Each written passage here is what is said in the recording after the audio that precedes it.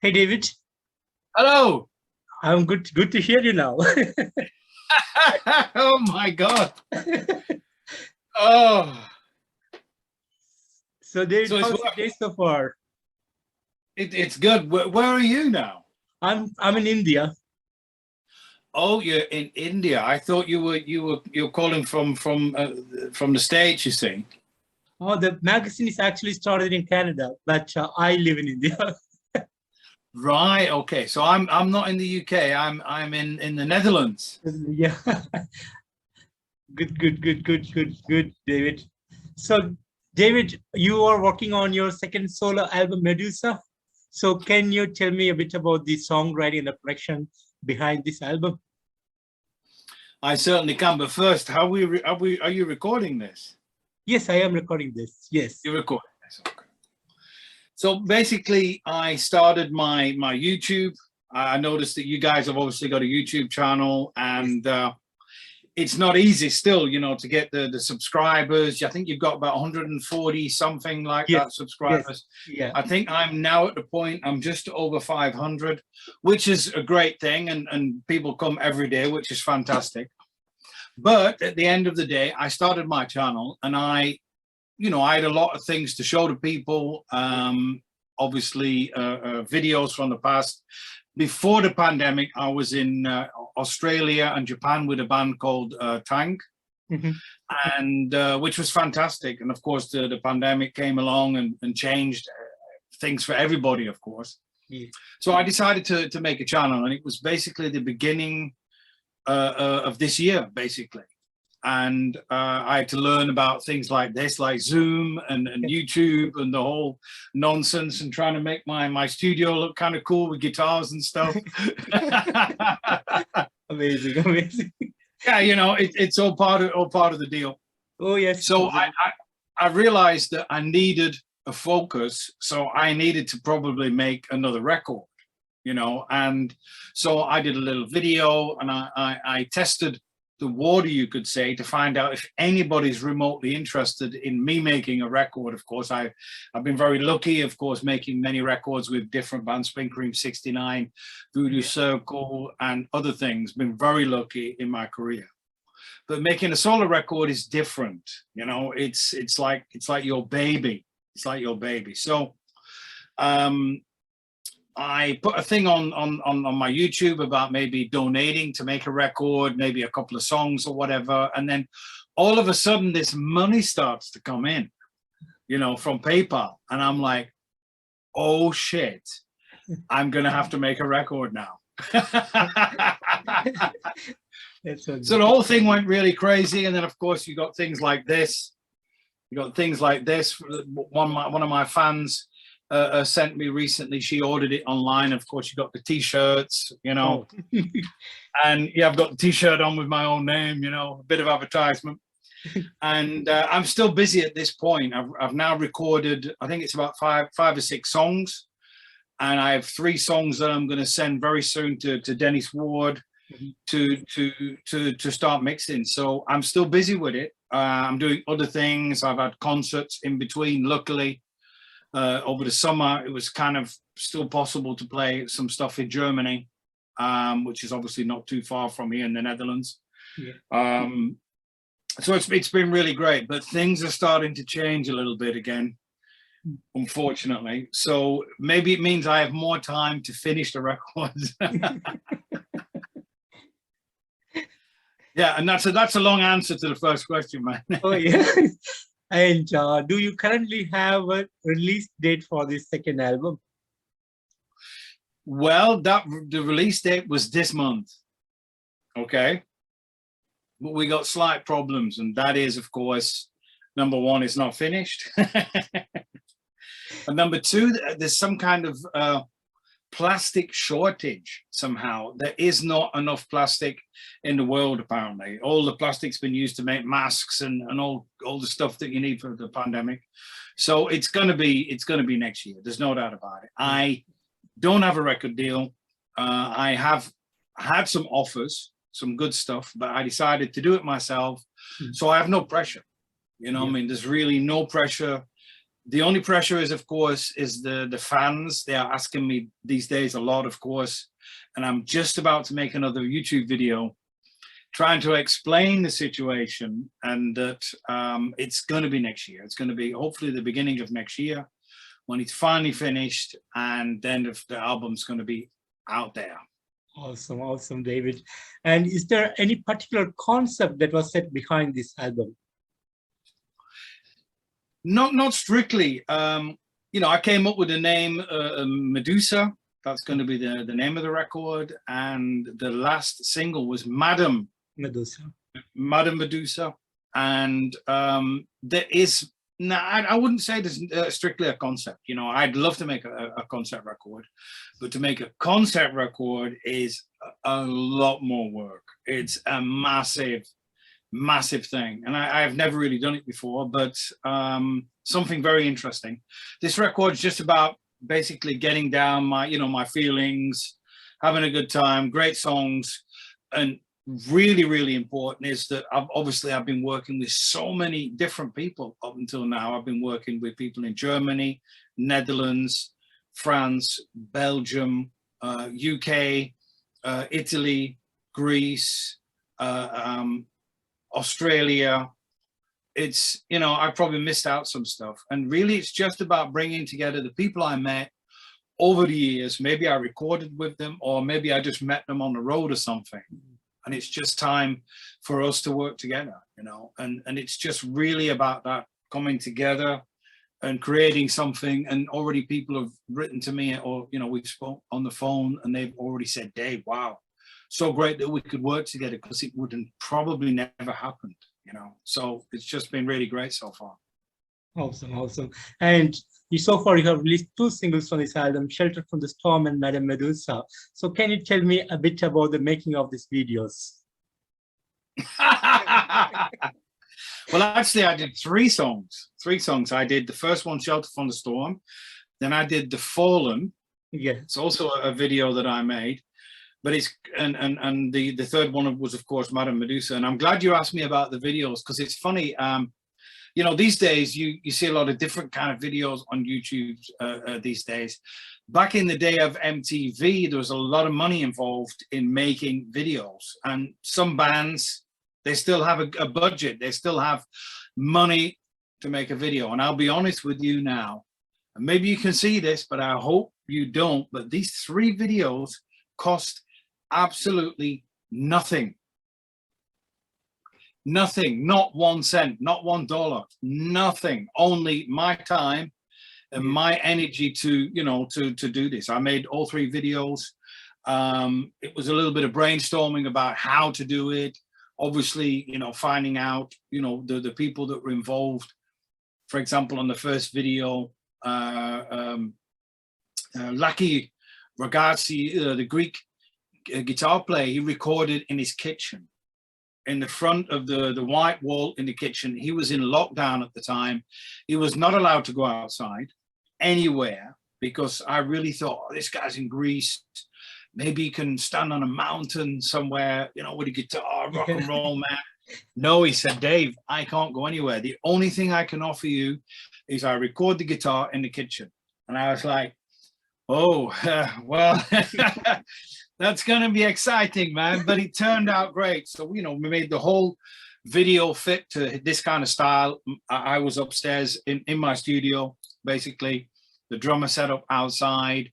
Bass player did the same thing. And then you know, we were in a lockdown, but I was able to go outside, and I did a bit of outside filming or whatever of a church. The second video was also the same kind of thing. Actually, the second video, I managed to get the bass player, a local Dutch guy, to come to my place in my studio, and he recorded also in front of a green screen. So that was the second video. Same kind of thing, people at home, lockdown as usual. The third video, I went out into Madame Medusa. I went out into like a crazy place here in the Netherlands. It looks like a beach, a lot of sand, but it's not a beach. It's quite a famous place, Loon op Zand, I think it's called. Mm-hmm. I went there, I filmed, and the young lady that's singing in the video, she also went to somewhere where she lived in the south of Germany. and filmed and sent it to me, and I put it all together to create the Madame Medusa thing. So honestly, many hours of time and headaches and heartache making the videos, but from as far as costs concerned, nothing. That's amazing, amazing, amazing, David. And David, earlier this year, you released an album with Voodoo Circle, Locked and Loaded. So, Yeah. can you tell me a bit about this album and how it has reached so far to the fans and to the people, and how successful was this album for you? Well, you know, this record, we met the beginning of last year, basically January, for the first time after 5 years. You know, me and Alex, we weren't really seeing eye to eye anymore, you could say, at the time. They had a new singer, of course. I think it was Gus. And was it Gus? He's now joined Firewind, I think. Yeah, Gus. And yeah, I met him actually later. I think actually just before we met, I finally met the guy. Some great guy, and we had a good chat and everything. And so, you know, we finally worked it out with Alex, and we met after 5 years. And I went to his house and we worked on the record, and within a month it was already locked down, you know what I'm saying? So the rest of the album obviously was made in the studio, finished the lyrics, and the melodies were there, the songs were there, the record was made. I think he even recorded the drums remotely over the internet, watching a video of the drummer, Mr. Koolman, in a studio somewhere in Germany, because he's actually in France. So we did all this, release a record, but let's be honest, it's been very good. There's no doubt about it. We made some nice videos, but let's be honest, in these times to release a record is difficult. You know, there's no tour, there's no real massive promotion after, of course. So honestly, I think the feedback has been good, and I think the fans feel good that hopefully I am back in the band and everything. But real feedback and meeting the people and getting, you know, their opinion on the record, I don't know. I really don't know. It's so difficult. It's kind of like you drop the record and it falls, and that's it. And I think that's been the case for a lot of people, you know. For me personally, going back to my project, of course, this is obviously a long-term thing. So it's on people's minds, hopefully, for a longer period of time, I hope. Wonderful. And what is happening currently with Pink Cream 69? You guys planning for any other albums in anytime sooner? Absolutely. It's kind of strange. I'm so much more busier now than ever before, you know, because obviously Pink Cream 69, we're making a record. At some point, probably next year, we'll make a Voodoo Circle record. Hopefully my solo record's going to be finished. A lot of people have contacted me, very lucky, thank you very much, that they, you know, they want to make this record that they've been wanting to make for many years, and they've, you know, they were looking for a singer, and, you know, can I record at home, and blah blah blah, all that kind of thing. Yeah, Pink Cream 69, we had some amazing news. We moved to a new record company, SPV, and we had a return of somebody back in the band. I don't know if that's been released yet, but we won't go there, but it's going to be pretty obvious. Yeah, we're busy. We've got a lot of the songs almost finished. I think we start recording drums probably the beginning of next year. Yeah, it's business as usual. But of course, to promote the record when it comes out, it's probably going to be summer or something like that. There's plans, of course, that we play the Monsters of Rock festival on the cruise from Miami to Jamaica. We already did it 2 times, which was an incredible experience. That's definitely planned, but who knows if it's really going to happen or not. Of course, I really don't know. That's in February next year, so let's keep fingers crossed. Wonderful, wonderful, David. And been making music for decades with multiple bands, a lot of projects, your solo band. So how has the journey been for you so far? Well, I've been very lucky. I've been very lucky. You know, every year people want me to still sing on their records. It still continues. I've had definitely a good live career. Not only singing, you know, obviously with the bands that we already talked about, I also do a lot of things with bands like Thomas Plug, Martin Engelin, doing sessions with other artists, a bit like the American style, you know, when you go to America and you see them jamming and doing cover songs and doing that kind of thing. So I was doing that for years. I was always out there being busy, playing here, playing there, or whatever.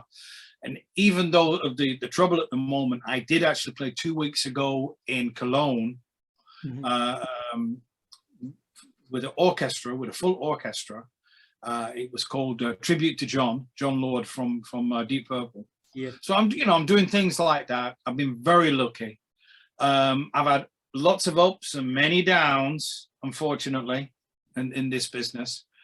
In a way, it's difficult to not get a little bit burned sometimes from the business, because, you know, you're always trying to get more, you're always trying to get more success, to be more busy, to earn different kind of money, you know, to be able to survive in this business. It can be sometimes difficult. You get a bit burned. These times, of course, are more difficult than ever. But I think once you've been bitten by the bug of music and rock and roll and metal or rock or whatever, you know, it's in the blood and it just never goes away. You know, it's just part of what you do. Sometimes you do other things, you know, maybe you need to get a normal job or whatever, especially in these times. But the most important thing is that you're still, the dream is still alive somehow, you know, and I've been very lucky. I've been very lucky. The music took me from the UK. I'm from the UK originally. Took me to Germany for 20 years, 20 something years. I'm now living in the Netherlands. So I'm now speaking 3 languages. And just because I'm a singer in a band, that changed my life. So it's incredible.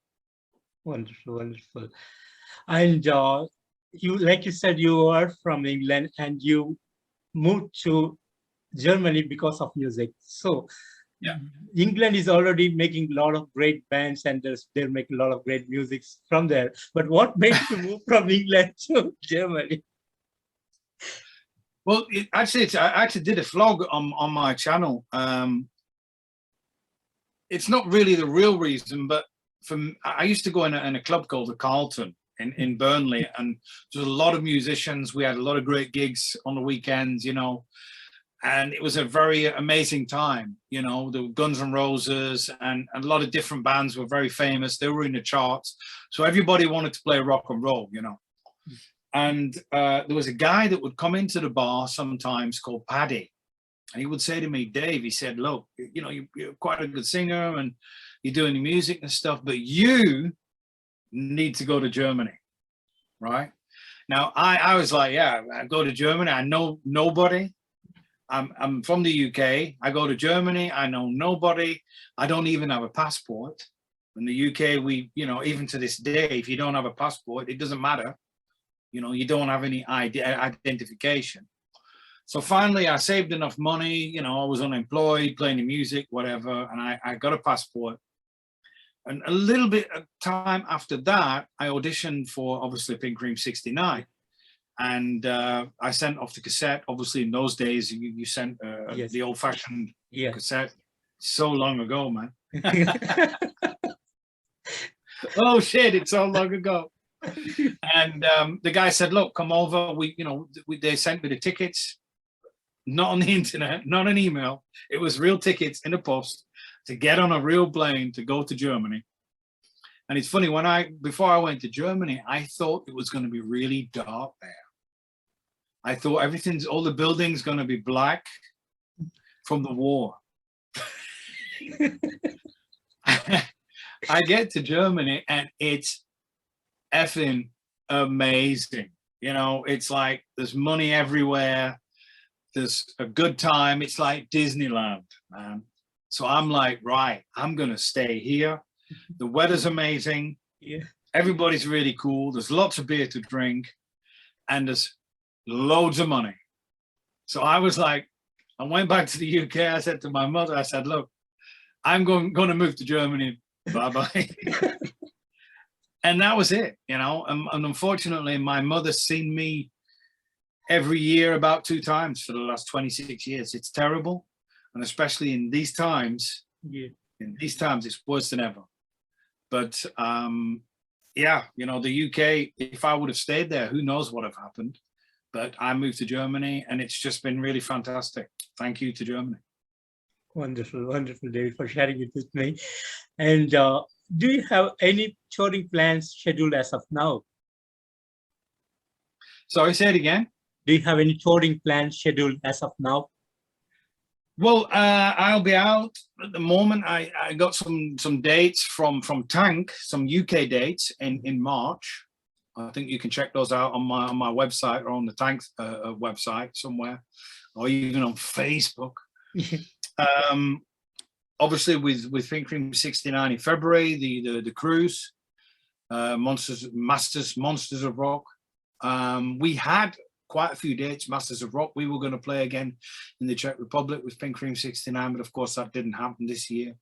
But honestly, I have a few different things next year, but it's like I always had this diary in my telephone or on the wall, you know, like a chart on the wall, and I would always put the dates, because when you have so many bands, sometimes you get in a lot of trouble with these people. Oh my God, I got the same date with these guys, and these, oh shit, they're going to hate me, you know?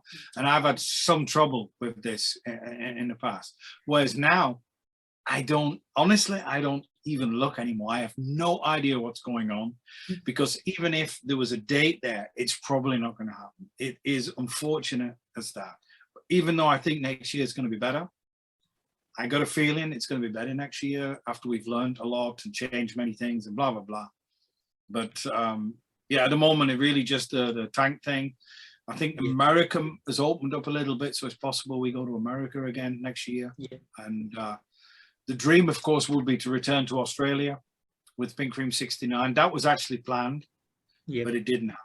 So let's hope for everybody that we can do more next year. Wonderful, wonderful, David. And David, the logo of your solo band, David Readman, it looks amazing. Even on your Wait a minute, man. Let's get really crazy about this. There you go. It's really amazing. So can you tell me how you designed it, and do you have somebody really made that for you? So can you tell me a bit about this logo? Absolutely, my friend. You know what? I was, you know, it's like I told you the whole story. It was really like, oh my God, I'm going to have to make a solo record now. You know, it's kind of like, you know, you want this kind of really amazing story, but it's really just how it is. You know, I'm going to have to make a solo record now. And I have a friend in Brazil. I've never met this guy. He made the art for the second re-release of my first solo record. So he'd done the artwork for that. I contacted him again, Jobert. His name is Jobert from Sledgehammer Graphics. He does a lot of stuff. He does name dropping. He does Primal Fear. He does all these bands. He's a busy guy, an incredible artist. Now I said to him, look, I need something like the first record, obviously the emblem, something like that. And on the first record, I had the British flag on the left and right. I didn't want that again. So I said, I want something a little bit more like this on a stone wall somehow. It might remind you of another artwork maybe from another band. But anyway, let's not go there. It's not like that. So he did this thing, and there was no face in the middle. And I thought, it looks great, but something's missing. And I thought to myself, what about if we put a woman's face in the middle with obviously with the fangs? Yeah. And then I thought, we're going to call it Medusa. That's how it worked. I could tell you this amazing romantic story, but that's how it went. He sent me the artwork. I thought it would be amazing to have a face in the middle, the fangs. He did it. And I said, you know what this record's called? Medusa. And that's it. You know, so my friend Jobert from Sledgehammer Graphics came up with this amazing artwork. Of course, it looks great on a t-shirt, by the way. You can pick those up on my website. Awesome. Yeah, you know, I already saw quite a few, you know, and I made this website and obviously put the t-shirts up there that you can order. And in the beginning, it went quite crazy. All the money went straight back into the CD, of course, to make the CD. And actually, yesterday it's actually a celebration in a way, because my goal was to raise 5,000 euros with a GoFundMe online, and yesterday we reached that 5,000 mark. Wow, that's awesome. That doesn't mean I have 5,000 euros somewhere. Obviously we've already made, we've already recorded songs. I've paid people. I've got like 5, 6, 7 songs recorded and mixed. This all needs to be paid for. There's still money over, of course, to make the records and obviously to send it to the people. But there's also going to be my money going into this as well. These things cost money. Yeah. Obviously I do my work for free, and a lot of other artists, a lot of other musicians have done a great job and given me a part of their guitar playing for free or whatever. We've collaborated. Some people have said, look, I can't really do it for free. I got a studio, I have stuff to pay for. So, we've come to an agreement. But it's been an incredible journey so far. It's been fantastic. Awesome, David. And David, would you like to share some of the great moments that you had over the years? Absolutely. I mean, I remember one amazing time was I was on tour in Germany with Martin Englund, and we did a week in like small clubs, right? It was fantastic. Every night was really busy, really hot, sweaty nights. It was a great time. I returned back to Karlsruhe, where I was living at the time in Germany. So basically I had the whole week until Friday, and I think it was a Saturday or a Friday, and it was a knockout, what they call the Knockout Festival in Karlsruhe in Germany. So there's a lot of artists who's played that, for top artists, big artists, and there's like 6,000 people, right? So I've been used to like playing these small clubs, every night. So I get backstage, and we're all ready to rock. And we haven't really, the band have rehearsed, but I haven't been there all week anyway. So I've been listening to the tracks. So I'm all feeling, I'm feeling good and shit, I've been on tour, I've just come back, So I open the curtains a little bit and I see 6,000 people. Okay, maybe 7. I was like, oh shit. Oh my God. It was like a reality shock. Like that. I got on stage and just went absolutely insane. It was just so extreme, going from this small thing to 7,000 people, all screaming, going crazy. It was a fantastic gig. That's definitely one of the amazing things. Obviously, going to Japan for the first time, meeting the people, getting all the presents from the fans, and sometimes the girls were crying, of course, which is kind of a bit strange, for when you're there for the first time. When they meet you for the first time, they get a bit sad. Obviously, going to Australia with Tang, it was what you could say a bucket list for me to finally go so far in the world and to go there. And 2 years ago, we played 2 times Tokyo with Tang. To return back to Japan was amazing.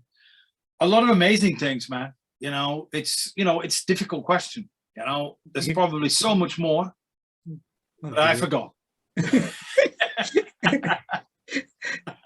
Perfectly fine, David. Wonderful. So, David, you're also giving vocal lessons to people. So, is there any requisite that whenever somebody wants to learn to sing from you, so what are the things that you put across, and who can join to start singing along with you? Well, I was teaching for about 8, 9 years in Germany, real time, of course, in a room with people. I had my own private school, and I was part of many different schools in Germany. And I also did master classes up until 2 years ago. At the moment, I'm not doing very much at the moment, unfortunately. A little bit of online stuff, which works quite well. Better than nothing. Obviously there is things to be learned, of course, and we can do things, but it's different than obviously being in front of somebody for real and listening to their voice, real in the room, of course. I think my main focus is definitely power, strengthening the voice, working with the diaphragm, learning to sing from the diaphragm, breathing and stuff like that. Quite often you get somebody from obviously who's not from England, of course, or America, and maybe they've got an accent when they sing, which I hear, of course. A lot of people don't hear that, and it doesn't bother them. So sometimes I'll try and work on the accent a little bit, and obviously clearing up the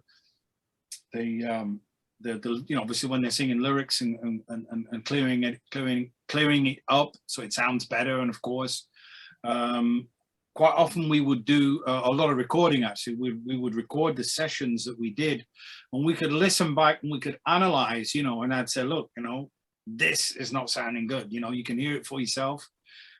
So I'd send them an email. They could, obviously listen back to the track and hopefully improve, what we'd done by the week after, and we do it again and we record. And what was also amazing was to be able to listen back after 1 or 2 years, how far we got to the first session, the first time we'd recorded something. And sometimes, which was really great, was that people were making records and they'd come to me in my studio. I had a studio at that time, or they would record and send it to me, and I would analyze it and say, look, maybe you want to change this. I don't like this lyric. Maybe we could change this, and the melody could be better here and stuff like that. So it was not only the obviously strengthening the voice, working the diaphragm. It was really just everything that's involved, with being a singer. Some people would ask me about, obviously things to say on stage. What do you say to the people in between the songs? Stuff like that. Stage presence, just about being natural as possible on stage and being yourself. So yeah, I spent many years doing that, and I do a little bit now, but I find it's strange. I think with the guitar maybe it's easier, I don't know, but with the vocals, I got to get loud, in the room, so I don't know what the neighbors think. But anyway, we keep fighting on. Awesome, David. Awesome. And David, like the holiday season is really nearing, so do you have any plans to make any shows during this holiday season in Netherlands or any country closer by? Well, to be honest, at the moment, it's not possible. It's not possible. Gotcha. I don't know what it's like. And obviously, you like you said, you're in India at the moment. We're on I'll be honest with you now, we're on a mild lockdown. That means at 8 o'clock at night at the moment, everything's closed. Oh, gotcha. It's all closed. So obviously in the Netherlands, it's not possible. Hopefully on Saturday I go to Germany. I go to a place called Kleve, which is just over the border from the Netherlands into Germany, and I have a concert there with Martin Engelin on the 27th on Saturday. So if everything goes well and the government doesn't decide to change things, I will be playing definitely with Martin, and also in December I have things planned. But I don't know. I really don't know what's going to happen. Let's keep the fingers crossed. Oh, absolutely. And David, finally, what would be the message for your fans around the world?